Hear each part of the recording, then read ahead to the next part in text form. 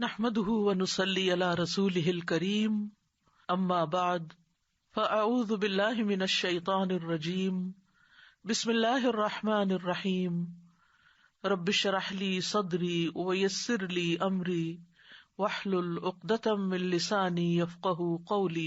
دعا کرتے وقت انسان کو حمد و ثنا کے ساتھ آغاز کرنا چاہیے، یعنی اللہ سبحانہ وتعالیٰ کی تعریف کرنی چاہیے، نبی صلی اللہ علیہ وسلم پر درود شریف پڑھنا چاہیے، اور اس کے بعد اپنی عرض رکھنی چاہیے۔ تو جس دعا کے آگے پیچھے درود شریف پڑھ لیا جائے وہ دعا بھی قبول ہوتی ہے۔ فضالہ بن عبید رضی اللہ عنہ سے روایت ہے کہ ایک مرتبہ رسول اکرم صلی اللہ علیہ وسلم تشریف فرما تھے۔ ایک شخص آیا اور اس نے نماز پڑھی، پھر کہنے لگا اے اللہ مجھے بخش دے اور مجھ پر رحم کر۔ تو رسول اللہ صلی اللہ علیہ وسلم نے فرمایا اے نمازی تو نے جلدی کی، جب نماز پڑھ چکو تو بیٹھے رہو، اللہ کی اس طرح حمد و ثنا بیان کرو جیسا کہ اس کا حق ہے، پھر مجھ پر درود بھیجو، پھر اس سے دعا کرو، یعنی یہ دعا مانگنے کا ادب اور سلیقہ ہے۔ پھر اسی طرح یہ ہے کہ انسان کی دعاؤں کی قبولیت میں بعض اوقات اس کے گناہ حائل ہوتے ہیں، اور جب انسان استغفار کرتا ہے، توبہ کرتا ہے تو دروازے کھل جاتے ہیں۔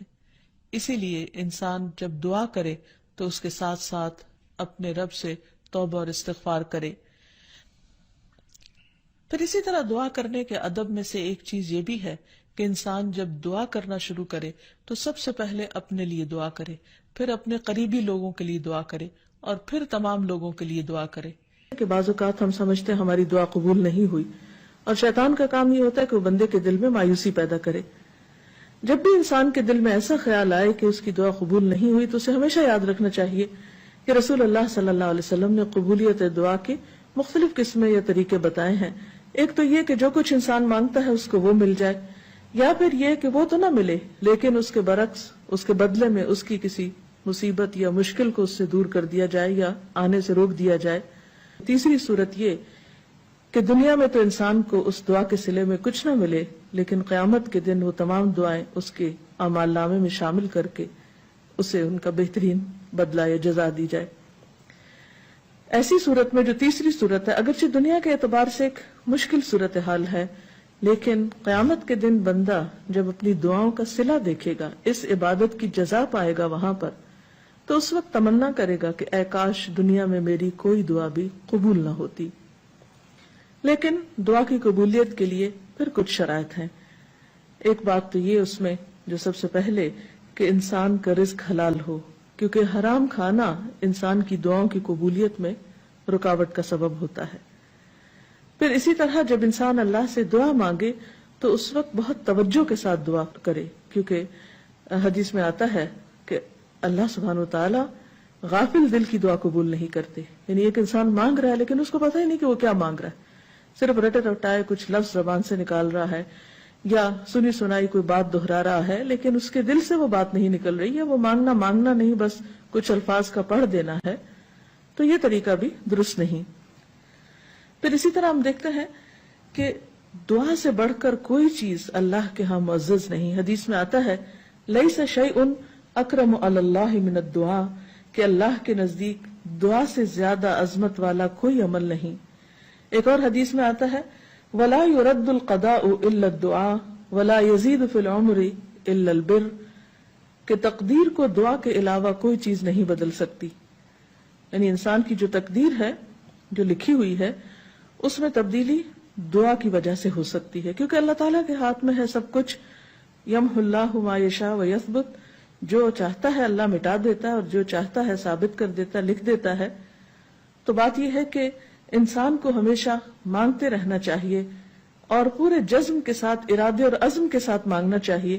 کبھی یہ نہیں کہنا چاہیے کہ اگر تو چاہے تو قبول کر لے، نہیں چاہے تو نہ کرے، نہیں۔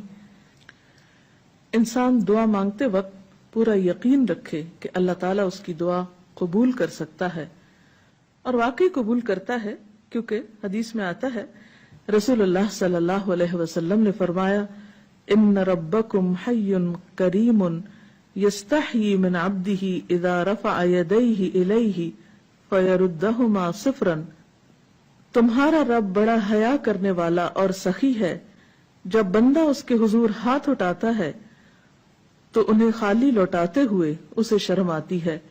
یعنی اللہ تعالیٰ جو مالک الملک ہے، تمام خزانے اس کے ہاتھ میں ہیں. وَلِلَّهِ خَزَائِنُ السَّمَاوَاتِ وَالْأَرْضِ، آسمان و زمین کے سارے خزانوں کی کنجیاں اس کے پاس ہیں، ان کا مالک وہ ہے. لہٰذا ایسا نہیں کہ کبھی انسان کی دعا قبول نہ ہو تو اس کا سبب یہ ہو خدا نخواستہ کہ وہ دینے پہ قادر نہیں، وہ دیتا ہے اور وہ خالی ہاتھ نہیں لوٹاتا بندے کو. بس صرف فرق یہ ہے کہ قبولیت کے کئی طریقے ہو سکتے ہیں، اور خاص طور پر اگر بندہ مانگتا نہیں ہے تو یہ چیز اس کو ناپسند ہے، اس پر وہ ناراض ہوتا ہے، کیونکہ اللہ بندے سے یہ چاہتا ہے کہ بندہ اپنے رب کا شکر ادا کرتا رہے، اس سے مانگتا رہے، کیونکہ اللہ نے بندوں کو اپنی عبادت کے لیے پیدا کیا ہے. اگر بندے سب نعمتیں اس سے پا کر اس سے بے نیاز ہو جائیں تو یہ چیز اللہ تعالیٰ کو پسند نہیں. خصوصیت کے ساتھ جیسے دعا کی قبولیت کے اوقات ہیں، مثلا آذان سن کر اس کا جواب دینے کے بعد دعا قبول ہوتی ہے. تہجد کے وقت کی یعنی رات کا آخری پہر جو ہوتا ہے اس وقت دعا قبول ہوتی ہے. پھر اسی طرح عبادات کے بعد جیسے نماز کے بعد، قرآن پاک پڑھنے کے بعد، پھر روزہ کھلنے کے وقت، اسی طرح حج عمرے کے جو مختلف مناسک ہیں ان کی ادائیگی کے دوران، کعبۃ اللہ پر پہلی نظر پڑتے ہوئے. اس کے بہت سے ایسے مواقع کتابوں میں آپ پڑھ سکتے ہیں کہ جس میں انسان کی دعا رد نہیں ہوتی، قبول کر لی جاتی ہے. تو اس میں اگر انسان تھوڑی دیر کے لیے ارادتاً یکسوئی اختیار کرے تو انشاءاللہ اس کو فائدہ ہوگا. مثلا رات کے آخری حصے میں دعائیں بہت قبول ہوتی ہیں. حدیث میں آتا ہے رسول اللہ صلی اللہ علیہ وسلم نے فرمایا، ہمارا رب تبارک و تعالی ہر رات کو اس وقت آسمان دنیا پر آتا ہے جب رات کا آخری تہائی حصہ رہ جاتا ہے. وہ کہتا ہے، کوئی مجھ سے دعا کرنے والا ہے کہ میں اس کی دعا قبول کر لوں؟ کوئی مجھ سے مانگنے والا ہے کہ میں اسے عطا کر دوں؟ کوئی مجھ سے بخشش طلب کرنے والا ہے کہ میں اسے بخش دوں؟ یعنی اگر کوئی اس وقت مجھ سے دعا کرے گا تو میں ضرور اس کی دعا قبول کر لوں گا. لیکن عموماً رات کے آخری حصے میں انسان گہری نیند میں چلا جاتا ہے اور یہ قبولیت کا وقت اس سے کھو جاتا ہے. تو اس خصوصی طور پر اگر انسان کی زندگی میں کوئی پریشانی ہو یا کچھ چیزوں کے بارے میں وہ واقعی سنجیدہ ہو کہ وہ اسے ملنی چاہیے دنیا اور آخرت کی کامیابیوں میں سے، بھلائیوں اور خیر میں سے، تو اس کو چاہیے کہ اس وقت میں دعا کا اہتمام کرے. نبی صلی اللہ علیہ وسلم نے یہ بھی فرمایا کہ تمام اوقات سے زیادہ بندہ پچھلی رات میں اپنے رب کے قریب ہوتا ہے، پس اگر تم سے ہو سکے تو تم اس گھڑی میں اللہ کو یاد کرنے والوں میں سے بن جاؤ تو ضرور بن جاؤ. پھر اسی طرح آذان کے بعد اور اقامت سے پہلے دعا قبول ہوتی ہے. یعنی مؤذن جب آذان دے رہا ہو تو جو الفاظ وہ دہرا رہا ہو ان کو دہراتے جانا چاہیے، سوائے حی علی الصلاح اور حی علی الفلاح کے، کہ اس کے جواب میں لا حول ولا قوت الا باللہ پڑھنا چاہیے. اور جب مؤذن آذان کہہ چکے تو آذان کے بعد کی دعا پڑھ کے، درود شریف پڑھ کر، جو بھی انسان کے دل میں حاجت ہو وہ اپنے رب کے سامنے رکھے.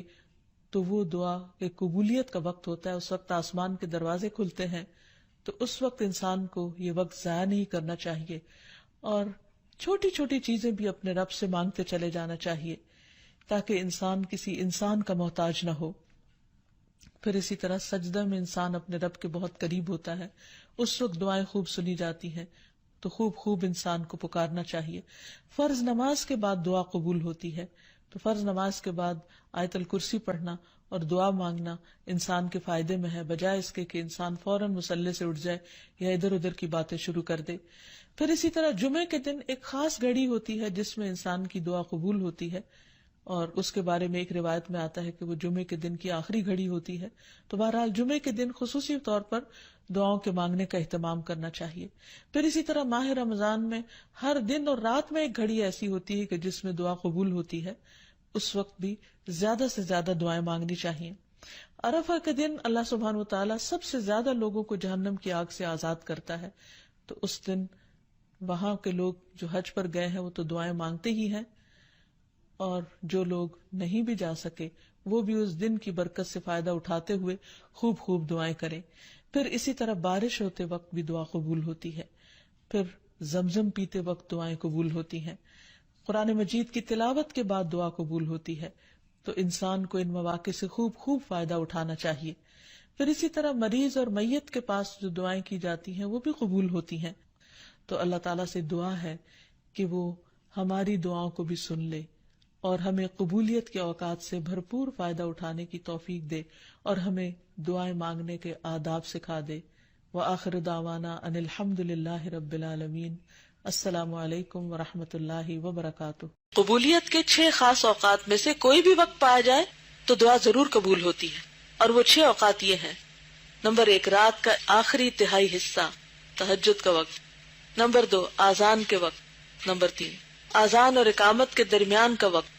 نمبر 4، فرض نماز کے بعد. نمبر 5، جمعہ کے دن جب امام ممبر پر چڑھے تاکہ نماز جمعہ ختم ہو جائے.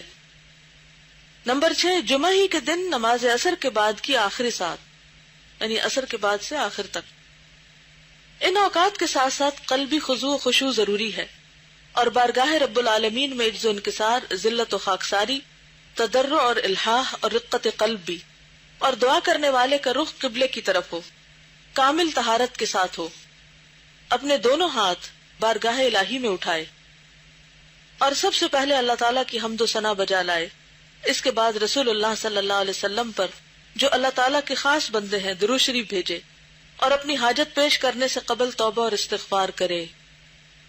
پھر پوری ہمت اور توجہ کے ساتھ اللہ تعالیٰ کی طرف متوجہ ہو، اور نہایت الہ و زاری، تملک اور خاکساری کے ساتھ بارگاہ الہی میں اپنا سوال پیش کرے، اور ترغیب و ترہیب، امید و خوف کے ساتھ اس کی جناب میں دعا کرے، اور اللہ تعالیٰ کے اسماء حسنہ اور اس کی مقدس صفات.